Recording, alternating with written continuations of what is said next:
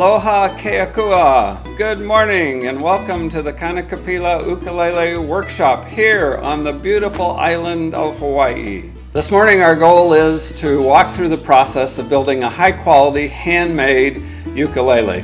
And I want to start by sharing with you the component parts of a ukulele. First we have the soundboard, we have the body of the ukulele, we have the neck, fingerboard, and then the head of the ukulele. And we're going to talk about building each of those parts. The first step in building a ukulele is to select your wood.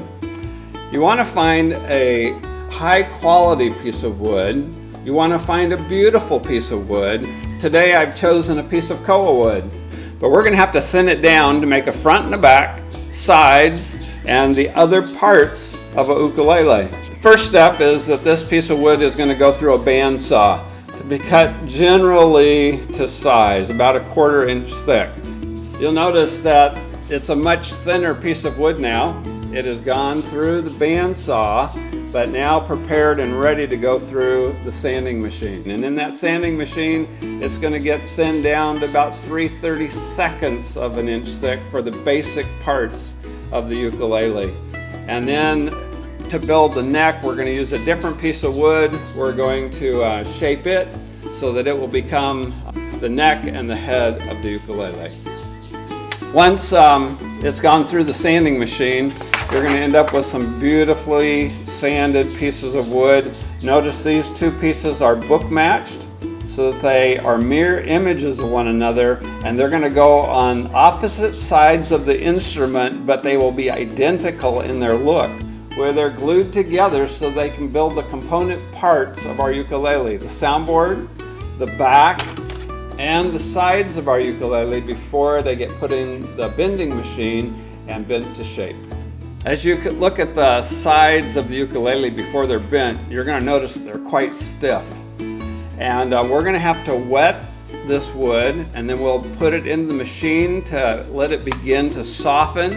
And then we have a crank system which is going to put the waist into the ukulele, and then we have some end benders that are going to bend it around into its final shape, and it's going to stay there for a while so it dries that way. But when it comes out of the bending machine, it has to go immediately into a mold so it will keep that permanent shape of a ukulele. A lot of work goes into the back of a soundboard, parts you never see. But on the back of the soundboard we have sound bars which help carry the resonance of that soundboard.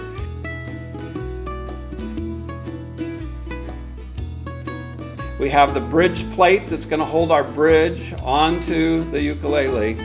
These are also sound bars, and their role is to keep the surface completely flat so we have a good sounding instrument. I wanted you to see the sides of a ukulele in a mold with the head block in place and the tail block in place. It's going to stay in this mold until we get the soundboard onto the ukulele. But in order to put the soundboard onto the ukulele and to put the back onto the ukulele, we're going to have to add kerfing in, which is going to be what the soundboard and the back are glued to. Let's spend a few moments talking about building a neck. A neck is made of 5 component parts. We have the heel, we have the neck, we have the head, we have the fingerboard, which will attach to the neck, and then we have the head plate, which will be the decorative plate on top of the neck. Besides the soundboard, the second most difficult part of building a ukulele is actually the fingerboard. And you can see on the fingerboard it has to have all the frets pressed into place. It has to have the fret markers put in place in order for the instrumentalist to be able to know exactly where they're playing. One of the most important parts of building the ukulele as you start to put it all together is to get perfect alignment of your body and neck, which means you're going to have to shim a little or shape a little in order to get that neck perfectly in line with the body and the sound hole, so it's easy to play and fun to use. When we come down to the final assembly of a ukulele, we have to bolt the neck to the body, and I use a bolt-on system to hold it in place. And then you want to make sure that it gets perfectly aligned. And so I have this tool here that makes sure that it is in perfect alignment as you put on the back, and then finally have the full instrument assembled in place. When the ukulele is put into the alignment jig, the back goes on very last because it is what will hold everything in perfect alignment. Now, after 2 or 3 hours, it comes out of that alignment jig and now begins the finishing process. I like to use a lacquer on my ukuleles, and then I wet sand it in order to get that just perfect finish for the instrument. And then it is ready to string up and ready to play.